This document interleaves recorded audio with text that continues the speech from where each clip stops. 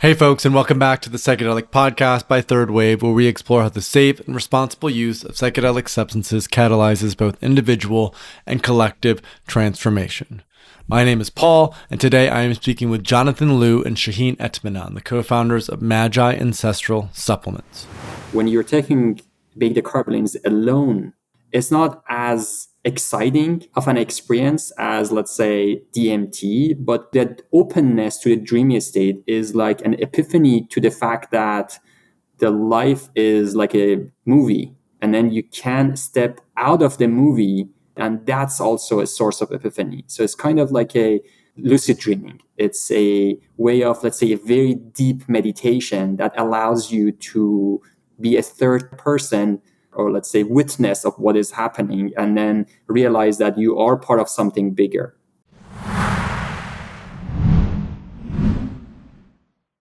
Hey listeners, this is Paul F. Austin, founder and CEO at Third Wave, and today we welcome back Jonathan Lu and Shauheen Etminan, the minds behind VCENNA and Ancestral Magi. They first joined us for episode 190, where we journeyed into the mysticism of Beta-Carbolines and Syrian Rue and discussed the significance that psychoactive potions might have had in the ancient traditions of the Oriental East. You can find that episode linked here in the show notes. In today's episode, we're diving into the neurobiology of these substances, comparing their dreamlike effects to classic psychedelics like Ayahuasca and Iboga. Jonathan and Shauheen take us through their cutting-edge research at VCENNA and share tips on how to get the most out of Magi's formulations to explore expanded states. Finally, we explore how beta-carbolines can be used to aid in the practice of lucid dreaming while touching on the sacredness of dream time in indigenous traditions. By the way, if you're interested in trying out these legal supplements for yourself, for a limited time, they're offering a discount on the full product line over at Magi. You can head to ancestralmagi.com and use the code TW10 at checkout. And you can find that linked in the show notes. Here's a little bit more about Jonathan and Shauheen. Jonathan is an engineer who has been studying 2,000-year-old Chinese texts in search of compounds, formulations, and rituals that have been lost to history. He graduated from Stanford University's Graduate School of Business and holds a BS in Chemical and Biomolecular Engineering from Cornell. Shauheen Etminan is a founder and entrepreneur with a track record of working in multiple sectors, including psychedelics, for mental wellness and cognitive growth. He holds a Master's of Science and PhD in Chemical Engineering from the University of Calgary and is a secular mystic who practices Sufi dervish whirling meditation. Together, Jonathan and Shauheen co-founded the drug discovery company VCENNA, where they've applied advanced scientific tools to the study of Haoma, the ancient Iranian inebriating elixir of truth.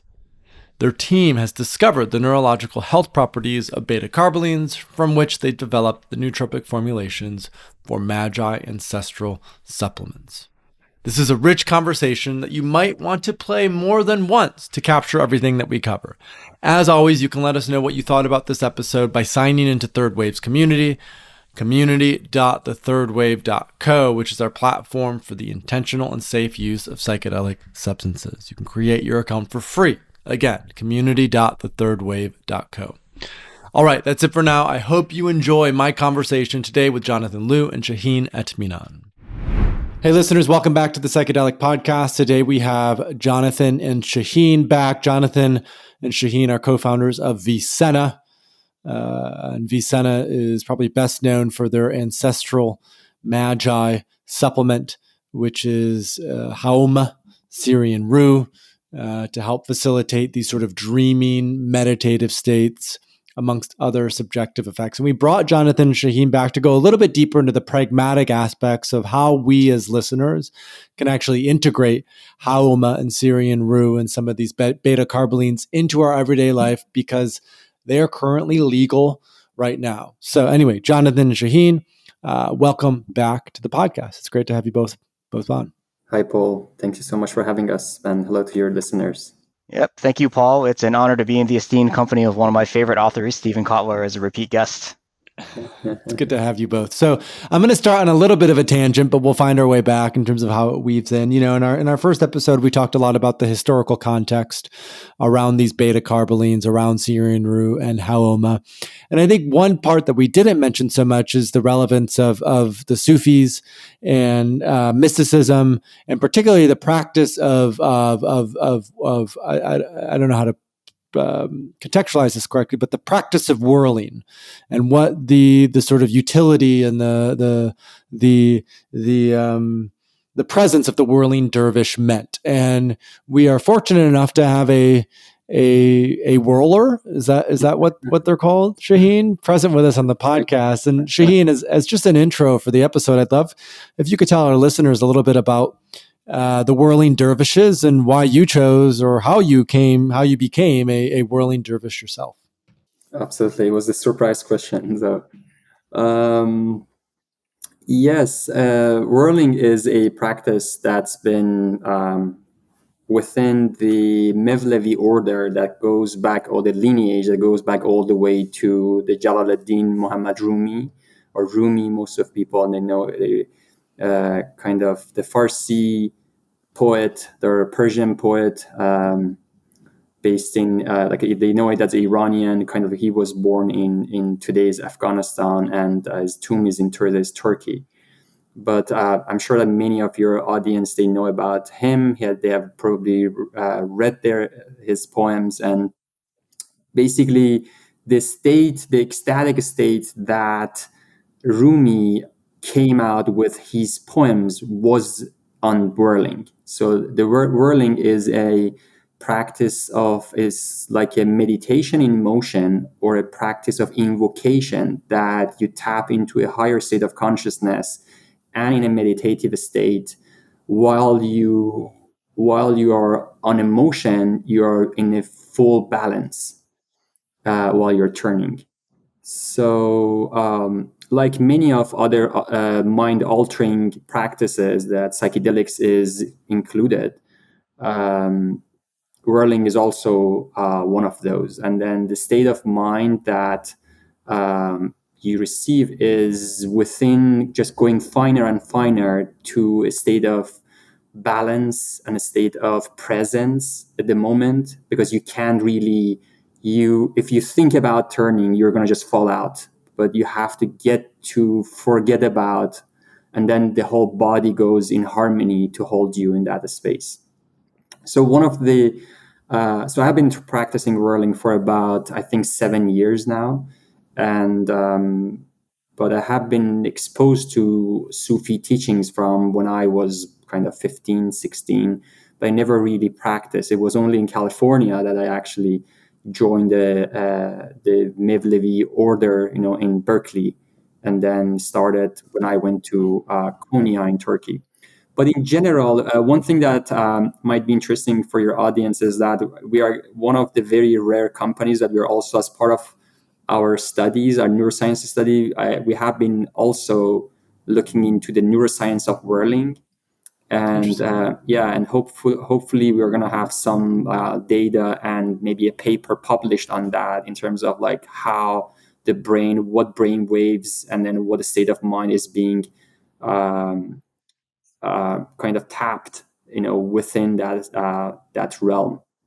But again, the way this is related to the whole context is within the state of meditation and full presence while you're in motion.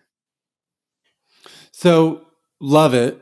And I would love to like do a course or a training on whirling myself, because I think about whirling, it's like, when we're a little kid, we go in circles again and again and again and again because we know it puts us in an altered state, but we also get a little nauseous or sick, or, we only can do it for so long. And I think what's so interesting about whirling is you're whirling for a long time. And I'm curious, just as a follow-up question, how do you not kind of fall over, get dizzy, get nauseous? What is the technique that whirlers use to be able to continue to do that and access that altered state?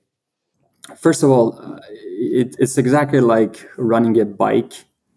you never follow a few steps, or maybe you just follow it on the first time, and then your body gets to that equilibrium state, I would say. Whirling for me also, I never was taught whirling. I was basically enrolled into with an intention, and I turned, and I basically just found myself. But then after a while, you start to learn and then try to see how you're, let's say, moving your foot, because there are different ways, and there are also different way of turning, which in the more Iranian, or like they call it the Chishti, or like these are most like northeast of Iran, like west of India, old India, like to this part of Pakistan.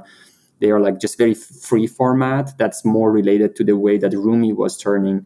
But the lineage that is kind of like called Mevlevi order is very codified. If you go to Turkey, that's a kind of like a very specific ceremony and way of turning that they have.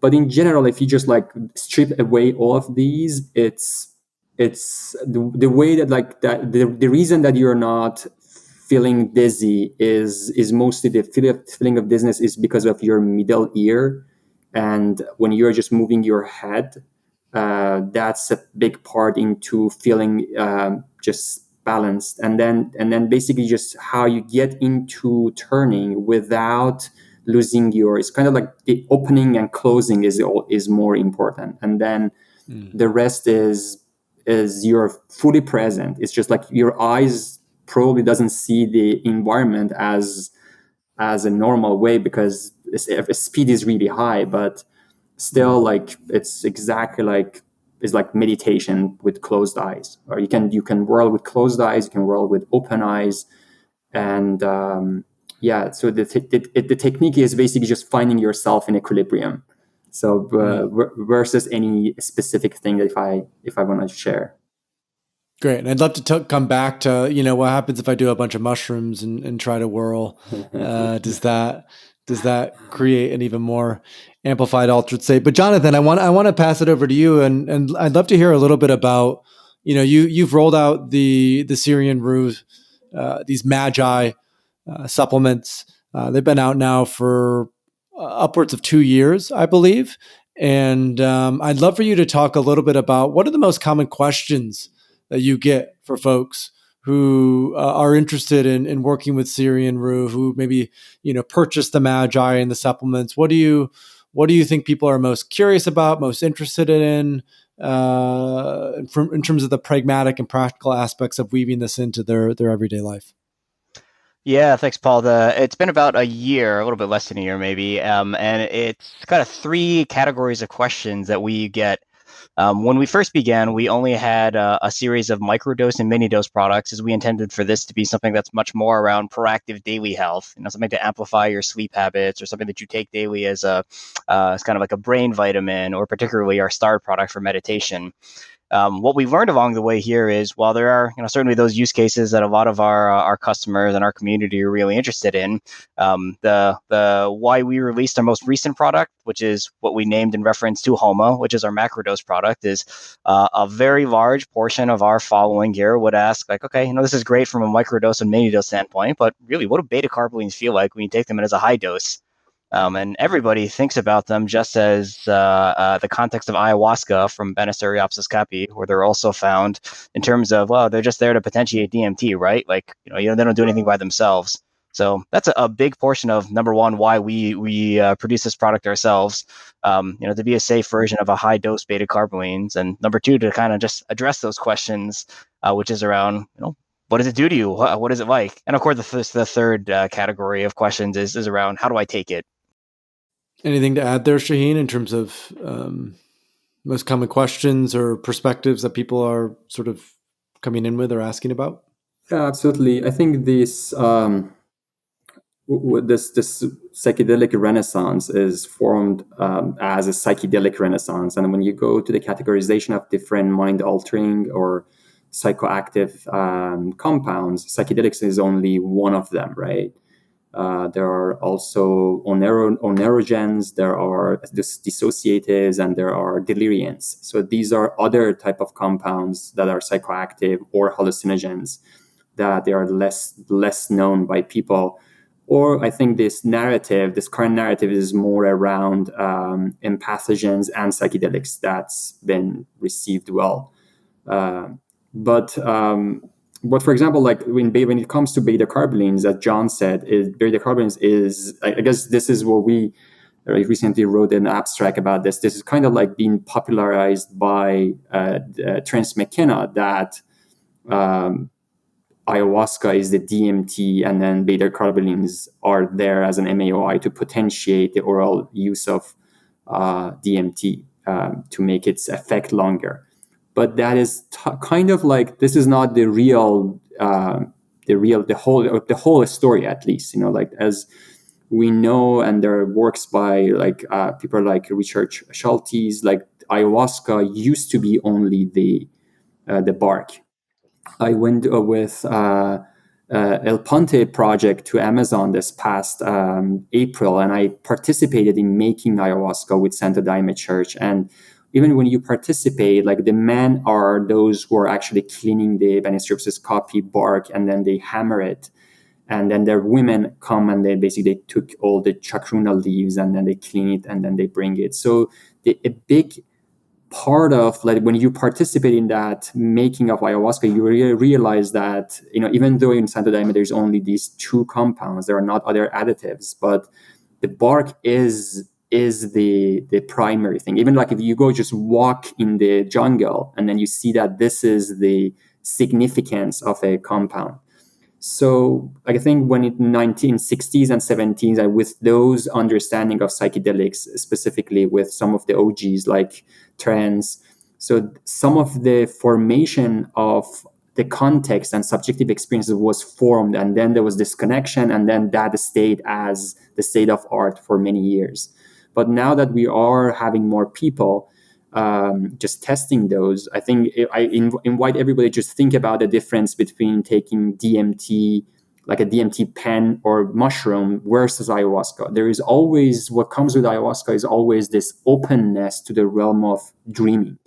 So you are in a potentiated state of mind that your thoughts are processing so much, and you may and may not, depending on the body, you may or may not like see visions. But what is the denominator is that kind of opening to this realm of unknown, which the realm of unknown is where there is no boundary for our consciousness to process, and then you may even encounter things that you have never been encountered to. And that's exactly like dreaming. The dreaming state, we don't remember then when we wake up. But when you are awake in your dreaming, then you remember. This is kind of like in the realm of sleep, it's like lucid dreaming. When you're awake, this is exactly like an ayahuasca effect. But ayahuasca is more like potentiated processing versus just like dreaming. But practices, let's say, of coming to lucidity in your dream, or coming to the lucidity in a dreamy state, has been as part of many traditions over time, to realize that even though you're dreaming, you are not part of your dream. You see that things are kind of like, you differentiate, you discern yourself as an observer. And I think this is the biggest understanding about beta-carbolines, that beta-carbolines creating those dream-like states that is mostly induced. We believe that they are induced by this understudied receptor imidazoline that has shown the same effect in rodents and mice. And this is nothing to do with MAOI part. So what happens is that, like, you feel that hypnotic state while you are open to dreaming, you are still present. And this is a definition, or at least like a sense of the effect of ayahuasca as well. And I guess this is the same as Haoma, when we consider that Syrian Rue harmonic compounds was within Haoma. And recently, actually, there was another discovery from a waste from Ptolemaic, basically Egypt, that they also found like a water lily and harmonic compound in those, which was associated to another ritual. So it seems that there's always a relation between dream sacredness and beta-carbolines seen within different traditions. This is fascinating, that what we're also trying to connect our compounds to a practice, rather than just, let's say, bring it as a compound. Okay, so I just want to make sure I'm understanding everything correctly. So traditionally, we've thought of these beta-carbolines as synergistic with, let's say, DMT, tryptamines, as a way to amplify the psychoactive effect of a psychedelic. So this is how Terence McKenna has talked about them and thought of them. So we've really seen beta-carbolines as MAOIs, as adjuncts to tryptamines or lysergamides or maybe even phenethylamines to amplify this sort of visionary capacity and visionary state, the classic psychedelic state. And what you're communicating is that beta-carbolines in and of themselves, without the tryptamine, without the lysergamide, without the psychedelic, beta-carbolines in and of themselves, when they're consumed at high doses, actually facilitate a dreamlike state. And that dreamlike state is potentially just as useful as the quote unquote psychedelic state. It just has a different purpose or a different intention. Am I understanding that correctly? That's exactly the right summary. So let's talk a little bit, Jonathan. I'd love to hear from you now. What are some of those intentions? Why might someone be interested in this sort of beta-carboline induced dreamlike state versus the, ayahuasca, psychedelic visionary state? Well, they're also not necessarily exclusive of each other as well. But the fundamental reason, which is the same reason why any of us look after any psychedelic experience, is to try to better understand ourselves, try to better understand what's within our own psychology and hidden within our own subconscious. Some of the Native American tribes and actually Far Eastern tribes as well that Shauheen referenced that have been using dream states for a long period of time believe that was the access to whether it's other worlds or whether towards our unconscious, but it's an access to some type of information about us, some type of really emotional feeling about ourselves that help us to better understand, why are we here? Kind of the fundamental question of humanity. At the level of when you take them and you're in an oneirogenic state, I never quite get that right there. The intensity of what you're physiologically in, the setting may be a little bit different than a fully psychedelic state, but the intention is really the same. And I think the two are not just overlapping in terms of the experiences that you can face when you're in that experience, but also how to help prepare before and how to help integrate after such an experience.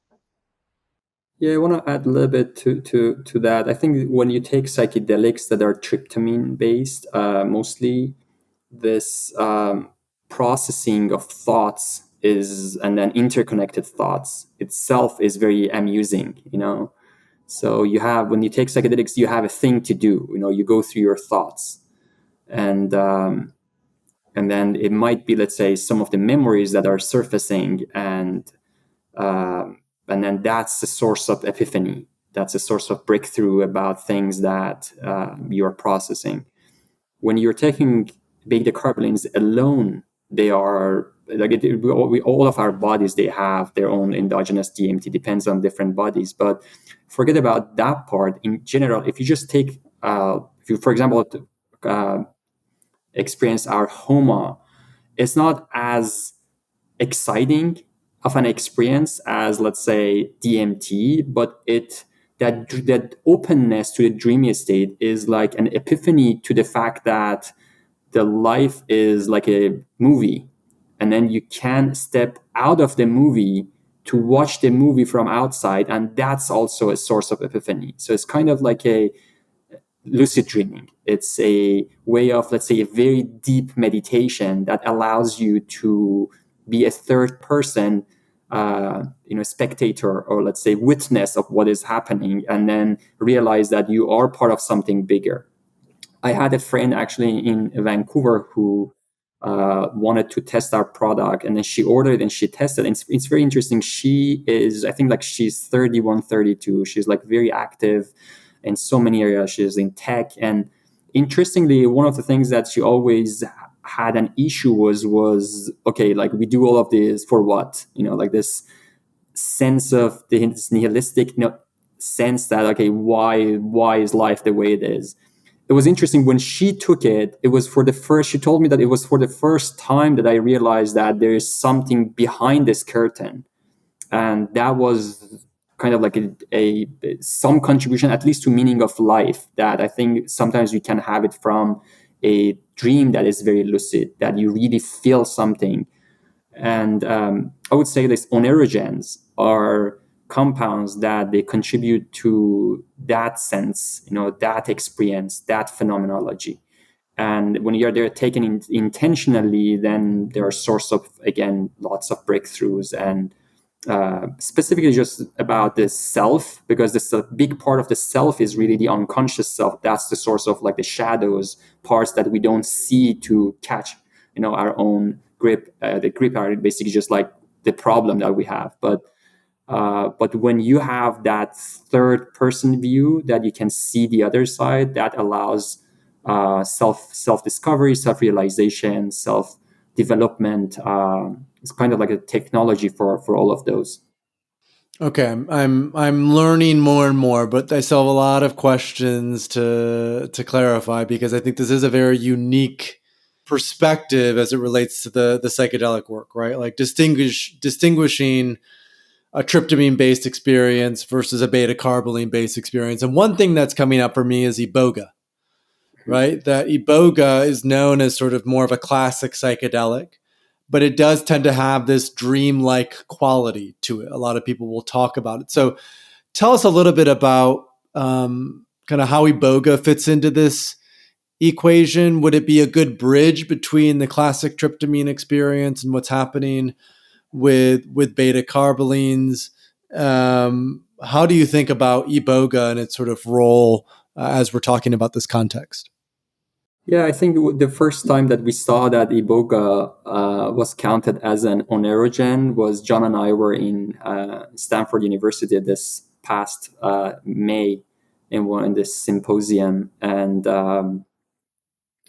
but I guess maybe to explain that a little bit more, again, in the psychedelic space, psychedelics is a very general term that's being used for most of the mind-altering substances. But when you go to that categories, like basically these are hallucinogens, psychoactives. That psychedelics is only one of them. Then the deliriants, oneirogens, and dissociatives, they come as the other three. So ayahuasca, if we what would MDMA be as part of that? Just so I'm clear, would MDMA be a delirium? Is also is binding to so many different things, right? It's John can talk about this profile way better than me, but I would say MDMA is partly psychedelic, partly empathogen, Okay. Yeah, and all these words here are like, these words represent our best use of this tool called the English language of trying to describe this experience. It's very hard to actually describe, and it's very quality in that respect. Yeah. I mean, psychedelic ultimately means what? Mind manifesting. So you also refer to, sugar or coffee, but somehow it's been kind of bastardized to this. No, it's only psychedelic if it affects the 5-HT2A receptor. Like, that's never the original intent for what Humphrey Osmond meant for that word. So these are all kind of our best attempts here to try and quantify the subjective experience in some language that's understandable. Yeah. Yeah. Well, when it comes to admixtures like ayahuasca, let's say in the Santo Daime Church that they only mixed it to, I would say the original ayahuasca, the wine was an oneirogen. It was only dream-inducing. It was not as exciting as what it is today. But then the DMT was added, and then there were other additives being added, including some of this scopolamine and like those compounds that are more, like deliriants. Like some ayahuasca people, they go to take it with a South American shaman. They find ayahuasca very heavy and very masculine. They feel like they are getting punished rather than being healed. I would say those are mostly the addition of deliriants that like you don't really process what's happening. But in general, I would say ayahuasca is a psychedelic oneirogen. And then when it comes to Iboga, I would call Iboga an oneirogen and dissociative. It's kind of like combining. I don't recommend this, but it's like combining ketamine with beta-carbolines. Interesting. And when it comes to Haoma, the original Haoma, because the Haoma was not only beta-carbolines, the original Haoma was also it was pressing out. I think based on what we have found, that was also always a combination of beta-carbolines and amphetamines that was mostly coming from, it's like mixing beta-carbolines with MDMA, let's say. The profile is very What was the similar. amphetamine? amphetamine was coming from ephedra plant. Gotcha. Okay, yeah. Yeah, ephedrine, basically it's ephedrine. That's the source of amphetamine. And we know that some of the potion that they used, they also had the atropine, some of the dissociatives, the atropine alkaloids, like scopolamine, atropine. So it's like the tropine alkaloids, that there are a few. So again, like, as you see, like these are different channels that they can be concocted, and different based on different dosing, you just tap into different channels. And we learned about that because John and I actually went through our discovery with different dosing and different combination and composition of beta-carbolines. One thing that is coming actually more and more about beta-carbolines, that's also part of a research that we have been kind of supporting, is how beta-carbolines are impacting basically the hippocampal memory, which is the episodic memory. And episodic memory is more like it's like you're taking a picture of an event. It's not just a single event. It's like a whole event, and then you remember. And then through that process, that can come from the hippocampus to your cortex, and then it becomes like from an episode, it may become a belief that then it's more like a semantic memory. So beta-carbolines impact hippocampal memory very significantly. This is coming from a research that was kind of like a clinical research on Santo Daime church participants that took ayahuasca more than 500 times. And wow. And so like, one thing that specifically Harmine does is when you take, for example, like this is, I would say, like this can be some of the subjective experience of, let's say, taking our Haoma, is that you may get visions. It's not like the DMT vision that's let's say something is moving or there's a light. Is like the flash of a picture, flash of a place, flash of a face, very clear, very close. It's like you're channeling to something. I'm not sure what's happening, from a phenomenological point of view, but this is what happens. And then Harmaline is more of that, like opening up to wider consciousness, like start effect. That is when and where you feel that openness to something that is bigger than you, that's more collective. So that collectiveness of dream, either it's, let's say, collective conscious or it's collective unconscious, is more associated with, I would say, with the effect of Harmaline. And then there's always a mixture, right? Especially when it was a press out of a, let's say, plant. It was not exactly what we do, that we are extracting them to pure compounds and then we're recombining them for different formulations. So Haoma is actually one of our macro doses. We're actually looking into launching another macro dose by the end of this year that is a little bit different of an experience, but again is within the same realm of oneirogens.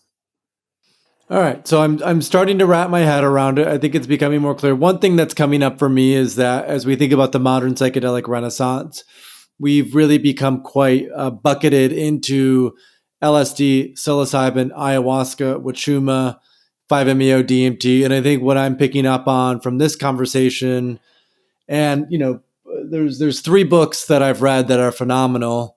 The Pharmaco series by Dale Pendell that goes into a lot of these substances as well, like the one that you just mentioned, combining ephedra with Haoma, with Syrian Rue, right? These were some of these ancient potions. So I think, what I'm really picking up on this is like to get outside of the lens of psychedelic only, to look at psychedelics as facilitating various subjective effects, and that the dreamlike state that can be facilitated through beta-carbolines is a very unique type of state that, from what I can tell, we in the Western world are just not familiar with whatsoever. We just don't have a lot of experience in navigating that dreamlike state. And one other thought that's been coming up for me as we've been working our way, kind of bushwhacking through some of this new material, is the Aboriginals used to talk about dream time, right? And they would have the song lines that they would sing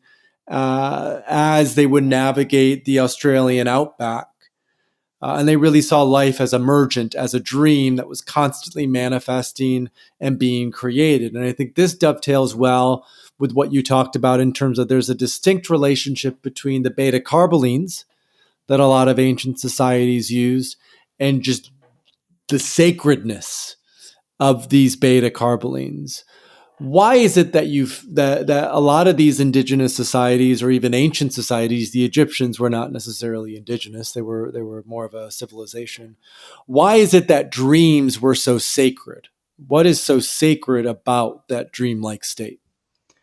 Yeah, I'll let Shauheen cover that one there, but I want to touch on one thing that you triggered in me when you brought up around the indigenous, which is of course well known by your community here. That it's obviously not just the pharmacology. You know, it's the set and the setting together with the drug, and that set and setting, the environment you're with, your mindset of cultivation is incredibly important towards not just the effect that you get, the subjective experience, but also what you integrate coming out of it there. So by no means do I want anyone to think you can just take this pill and all of a sudden, oh wow, like I'm dreaming and I'm going to remember everything.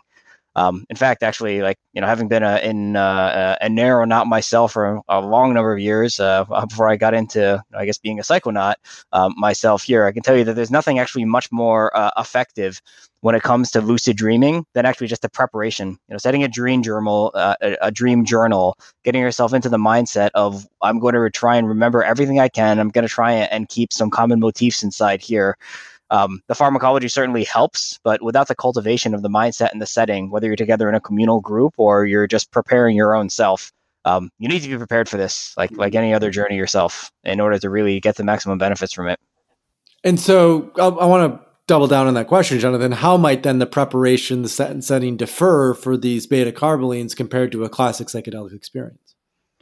Yeah, I'm going to offer a very strong bias from my own opinion just because of what works well for me, which is meditation. You know, meditation has been the way that I've gotten to know myself. Beta-Carbolines I've found to be very effective towards facilitating, enhancing meditation, which in some ways, when I look at it, dreaming is the way to explore your subconscious. When you're asleep, when you're going through the sleep cycle, meditation is the way to explore, or the way that I explore my subconscious when I'm awake. And the Beta-Carbolines help with, you know, I love Shauheen's analogy of the movie. That's oftentimes how I've come to see this as viewing my own life through the lens of a movie as a third party. What we oftentimes are counseled, you know, whether in coaching, therapy, of what's the advice that you would give to yourself if you were talking to a different person, and in being able to actually, somatically live that experience is very different when you can actually start to see the experiences that you had, and you realize that, as they say, there's no such thing as a bad trip. You know, there's sad trips. It's just like watching a sad movie. It's not a bad movie, but you learn a lot from it, or you can learn a lot from it if you're properly prepared.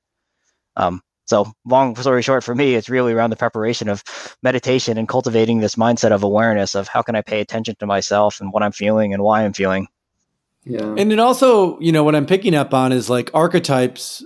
Archetypes are certainly present in these sort of classic psychedelic tryptamine-induced experience, but it sounds like archetypes, the unconscious, are much more present in these dreamlike states, and learning how to understand and navigate symbols, archetypes, right? It feels like, you know, that has a lot more relevance here than the classic psychedelic. Absolutely. Yeah, I guess back to the question that you asked, why dream is a path to mysticism. Because why is it considered so sacred? Why has it often been so central to indigenous societies, but also other ancient civilizations? Because we don't talk a lot about it in Western thought now. There's not a lot of emphasis on dreams necessarily. Dreams are sort of seen as these weird things that happen at nighttime, but there aren't a lot of folks that necessarily give dreams the credence that they need to be given. Yeah. Yeah, I think the what I've also learned and is that, like, the experience is that we are divine being in a material body. So the moment that you really learn that you are a divine body is when you feel different from about your life experience for the time that you're alive, and then the opportunities that you are exposed to, the potential that you can fulfill, and how you can get to that realization. And when you get to that realization is when you're ready to exactly to die, like to get back to your divine being. And that is why when you That's why dreaming is where your body, for example, Sohrawardi, which is also a philosopher, like an Eastern philosopher, who actually mixed it. Zohar is a very interesting philosopher, a mystic philosopher that mixed Zoroastrianism with Sufism and, part of like basically the work of, let's say, most of the European philosophers. So he come to a point that when we are free from our body is when you learn to be that you're divine. And that is why lucid dreaming is a way to experience that. The moment, again, that you get to lucidity about the experience is when you are an angel, when you are divine. So when you are becoming one with the rest, and then you see yourself from that perspective, is that you're this ego that is having this life with this family in this condition in the world was happening in this time of, let's say, 21st century. But that coming to that lucidity is a practice that some people, for example, like teenagers, are more exposed to lucid dreaming. But then the whole practice of lucid dreaming is that you have to practice it when you go further and further. And then what the technique is then is that then you set intention to, let's say, go wherever you want to go, because you're free from your physicality and you're free in the time. So when it comes to taking, let's say, oneirogens, or in general, this experience, some people, they have like out-of-body experiences, there are practice out-of-body experiences. That's again an experience of living the divine, or being, like kind of like your angelic life. And I think some of these are hush hush, in the West. That's why we don't talk about this. But let's say if you go to any mystical, let's say, teaching, it's either Kabbalah, or if it's Sufism, or any of the, or even like secular mysticism. So you get to a point that your wholeness is a combination of your mind, of your intellect, of your psyche, and of your spirit. And that's where the wholeness is defined, and then you are becoming part of something bigger. But when you talk about the archetypes, actually, this is a very interesting part, because the archetypes, based on what Jung defines, archetypes are within our collective unconscious. So that is where the residue of the human consciousness exists, let's say, over centuries. Let's say if you are in South America, like these people, they have always sing that song, and then that had those dreams exposed to a leopard or jaguar, and that is why you tap into the same residue of thoughts when you are getting it in that context. So if you go take it somewhere else, and then in another context, maybe you're exposed to those archetypes. So I would say the best environment, the best holder for facing the archetypes is under dreaming. And then under dreaming, and oneirogen is a way to provide that. So basically the Beta-Carbonate is the best way. That is why we actually came up with this lucid dreaming. I want to just add this, because many of people that they are taking our lucid dreaming supplement is not really helping you to immediately lucid dream. Lucid dreaming is a practice. It allows you to dream a lot, and then remember your dream, and then you have to develop the practice to remember that you're awake in your dream. So that is where it becomes lucid dreaming. And then the same thing happens when it is much easier when you take Haoma, because you're already awake. You can't fall asleep, but you're dreaming while you're awake. And again, you're exposed to the archetypes. You're exposed to this whole pool of information that you don't know what it is, but it helps you to have a better coordination of where you are as a being within this whole realm of existence. Okay, I want to ground us for a little bit. This is interesting. I want to talk a little bit about the neurobiology. We've hinted at it a little bit in terms of the activity in the hippocampus. How does the neurobiological mechanism of action differ between beta-carbolines and the classic psychedelics? So what we found here was that one of the receptors that beta-carbolines bind to, which is actually a very kind of like I would say like the high affinity binding, is a receptor called imidazolin. How do you spell that? It's IMIDAZOLINE. IMIDAZOLINE. Yeah. Imidazzling. Okay, as it sounds. Yeah. And we have imidazoline type 1, imidazoline type 2, and imidazoline type 3. And then like they have been discovered because they were very close to other nergic receptors, but then they found that they are different from other nergic receptors. So then they called them, let's say imidazoline.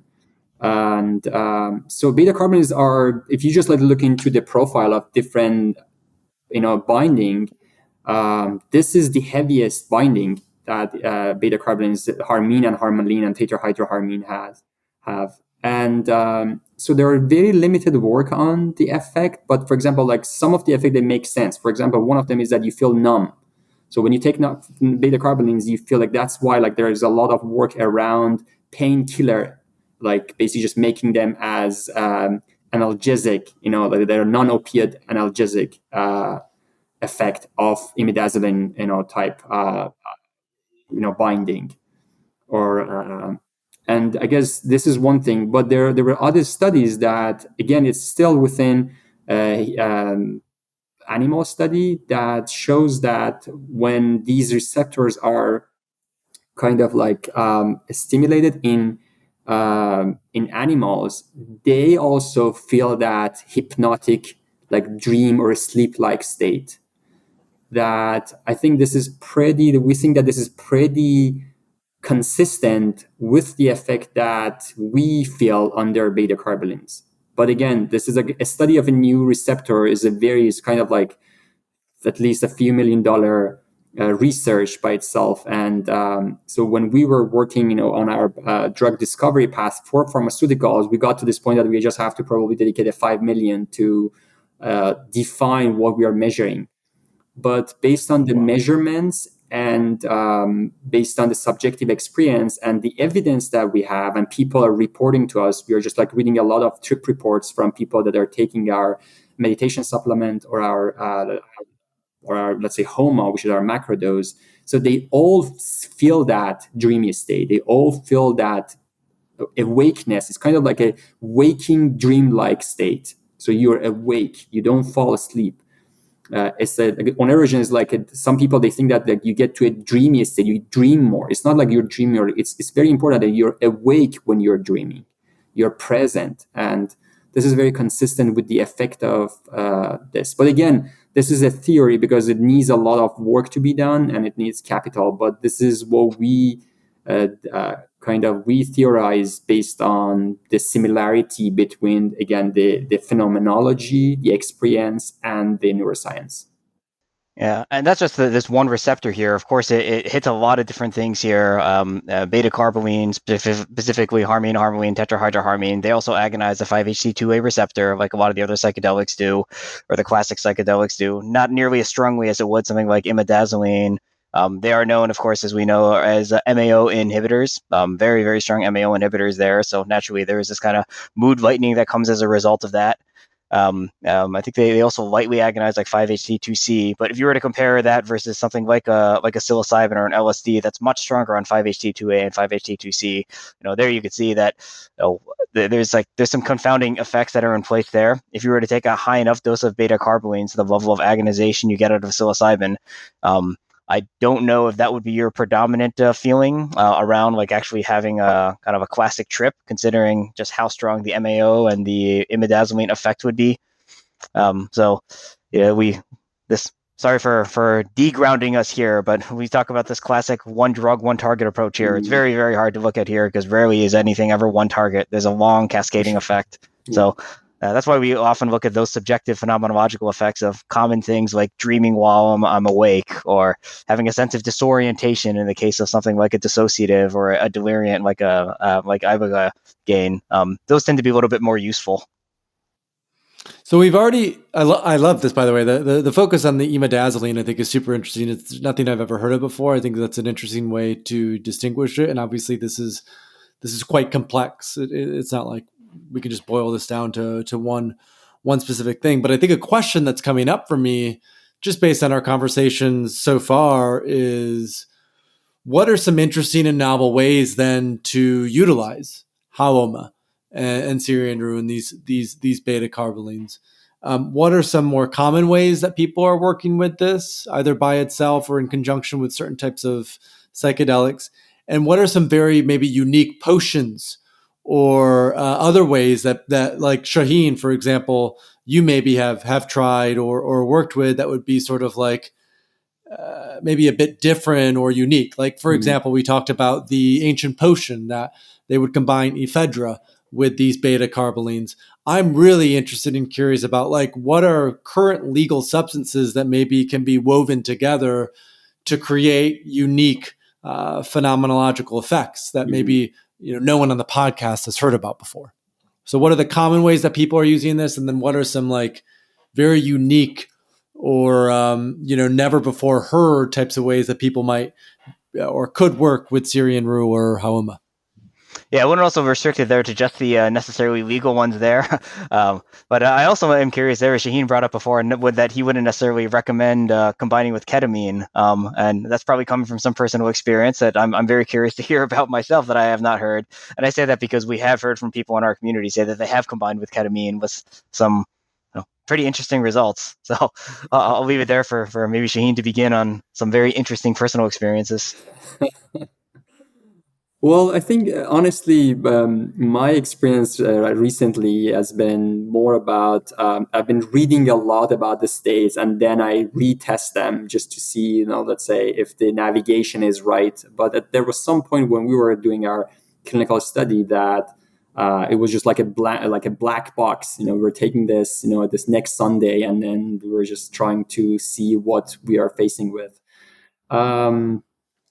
I think I would definitely, first of all, taking Syrian Rue and our supplements is a very two different stories. Like Syrian Rue, even though we talk a lot about Syrian Rue and Haoma, again, Haoma was not only Syrian Rue. Syrian Rue was a main compound of Haoma, like a beta-carbolines in ayahuasca. When you talk about Syrian Rue can be toxic. We get a lot of reports about the fact that some people that they take ayahuasca that has been made with Syrian Rue, they feel tremor, like heavy tremors. So I would say be very careful about even, let's say, taking or like brewing, the seeds, because it has toxic material. So what we have is only the beta-carbon extract of Syrian Rue, and we know exactly what it is. And when my first recommendation for people is that, like, if they want to take it, like, to have a new experience, definitely try our Haoma, because that gives you, especially in an intentional state. Like we have a friend who she takes it at 10 p.m. at night, and then usually it goes to around 4 a.m. and then she's awake, and she was saying that, like, that's very, like, she gets a lot of thoughts processed, and this nighttime also was helping her. But I think this is the first thing. Then they can have a baseline. And then from the baseline, they can always now mix it with, let's say, if they want to, let's say, mix it with some of the tryptamines, then they have to do it with the right dose. And it's all about exactly like ayahuasca. Some ayahuasca, they have more DMT, less, beta-carbolines. You exactly gauge what type of experience you want to have. This recent study that I said, it was just almost none, close to zero amount of DMT. So there are some of the batches that even Santo Daime Church make that there's almost no DMT there. So I think that's if they want to mix it, for example, with some of the tryptamines like DMT or psilocybin. I think for the rest of the, let's say, recently we talked about something with John about this ritual that came from Egypt about mixing beta-carbolines with water lily, basically flower. That is also a very different. I haven't tried it. We are also working on that, and then, for example, again in Iran, the context of Haoma, if it was ephedra, that's also some way of taking it. The mang, which was an ancient potion in Iran, which is kind of like these are not easy what is it called? potions. It was called mang, MANG. Yeah. Okay. Yeah, mang in Farsi, in today's Farsi, means like when you feel dizzy and you don't feel right, But mang as a potion, we actually put it on the name as a name of our lucid dreaming, but again in a more intentional basis, mang was a combination of tropane alkaloids and and beta-carbolines. It's like, I would say, if they want to mix Amanita muscaria, which I don't recommend, with beta-carbolines. So some of these trips are not pleasant. I think, again, passing through a state of mind is like somebody has had to walk through that and then say, okay, this is safe. If you want to come. Some of them, it's very exploratory. Some people, they may not like it, that they feel like, for example, if you just read TCAL, many of those reports about beta-carbolines that people have taken like high doses are unpleasant experiences. So I think there is a specific unpleasant physiologically or unpleasant emotionally, or both sometimes. Okay, because I know when I take the Magi, the starred, it does create some upset in my stomach. There is some nausea that can be somewhat intense, and I don't vomit necessarily. Yeah, but that can happen as well. So I think it's important to note that, these aren't. There's a lot of uncharted waters out here. And of course, this is part of the fun of being an explorer, is going places that people haven't been before. But that also requires a certain level of courage and devotion to the path. But, just something about my own experience. I have been taking our MANG, our lucid dreaming, for very seriously from beginning of August, like continuously, like every day, basically. And wow. I think for half of it, maybe 30 days, I recorded my brain waves at night as well, just for our own study. But I would say I feel like a lot of change in my, there's so many aspects of my own life, from, let's say, just like from, first of all, like from this habit of trying to solve some of my problems in dream world. I get excited to go to dream because like I feel that like something may happen, that I get some visions, and I'm not really into interpretation of dreams. I think I like to be present, and what's happening there, it's already unreleased. Like releasing is not like just come next day and then try to interpret like what you saw there. I don't think that is. I don't really like that practice. I guess this is what's been one. I'm very focused. I feel like my energy is very contained, specifically for people around, let's say, their sexual energy, which is doesn't mean that having sex is it's like the distraction of your body's energy. It's just you feel I feel very contained, and I guess the other thing is that I have also very regularly meditated with it. This is our baseline practice, so that definitely has an impact. But back to what you said, there have been days that I took our start and MANG, and I felt the same, like nausea. So I decided to just go with one of them. But it was just like right after each other, because I do my meditation at night, and then I took the MANG, and then the next day I still was like a little bit wobbly. So you'll take it before you go to bed sometimes, because that helps to elicit stronger dreams, basically? This is a lucid dreaming, yeah. We take it before going to bed, yeah. Wow. Well, we've covered a lot of territory today. I feel like this is a podcast that I'll have to listen to again, or 2 or 3 times, right? We did cover a lot of the neurobiology. We also discussed the efficacy of beta-carbolines, how they differ from the classic psychedelics, why the dreamlight state is so sacred, the role of archetypes within that. Jonathan, just to bring us home and wrap it up for us, what research and drug development is VCENNA kind of exploring over the next year to 2 years to 3 years? What are you going to continue to look at and research as a company that's sort of within this realm? Yeah, I'll get this started and turn it over to Shauheen here. We have 2 branches that we work on. One is over on the actual pharmacology side, where we continue to always look at new compounds, and particularly new mixtures, as historically that's rooted within our own DNA here, is that, rarely was there ever a medicine that was one drug, one target.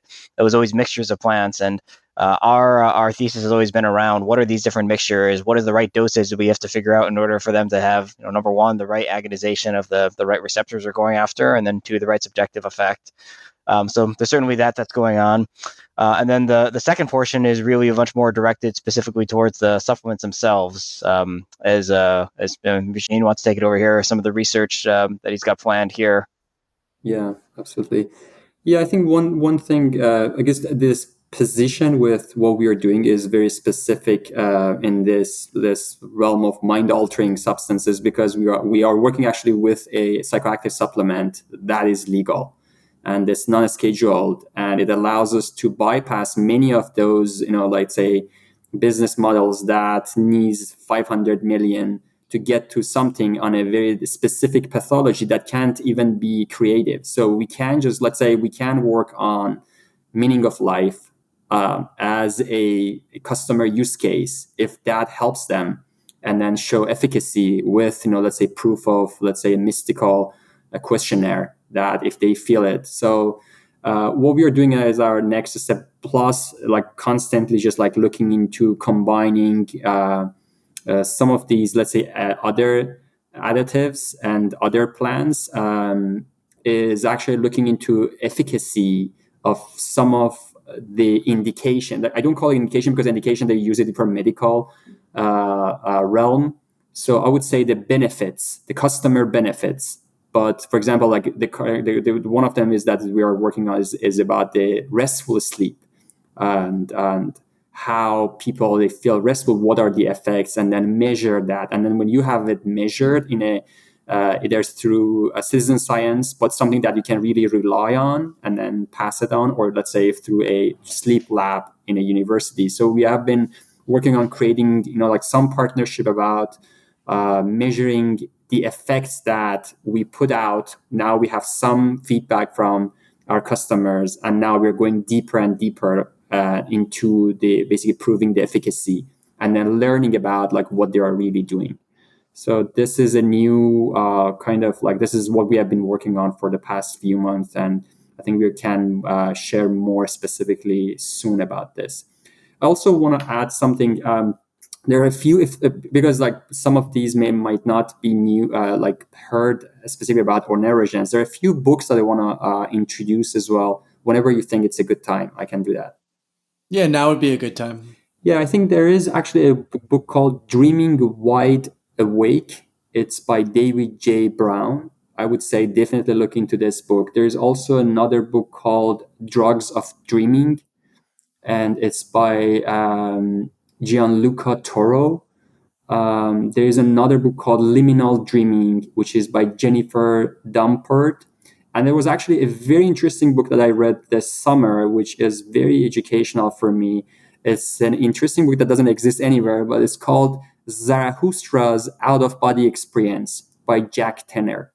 So this last one specifically is all about oneirogens, and then like oneirogens versus like psychedelics, and like why oneirogens are more important, because it access more to the realm of divine, and then basically the neurobiology and neuroscience of it. So I think these are more kind of like the books that are not as known as many of the psychedelics books, but I wanted to share those with your audience.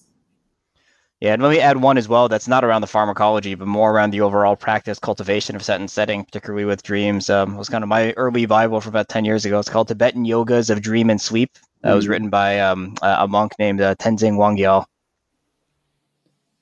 Tibetan Yogas of Dream and Sleep. And we'll include links to all of those on the website, so don't worry about writing those down. If you're listening to this, we'll link out to them so you all can pick them up. Shauheen, the one that you mentioned last, I'm most interested in. I think that'll be cool to go deeper into.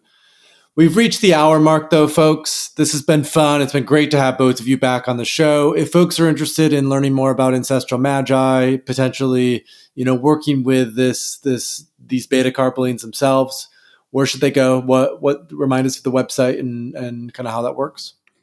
Yeah, our website is ancestralmagi.com, ancestralmagi.com, and then you can MAGI, right? Yeah, and you can find us on social media with the same name, Ancestral Magi.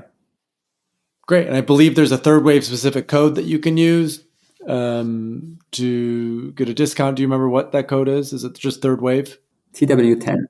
TW10. Yes. Do you want to take a little bit of a discount if you're interested in this? TW10, ancestralmagi.com. Jonathan and Shauheen, thanks again for coming back on the podcast. This was super interesting. Once again, I'm glad we got to get deep into oneirogens.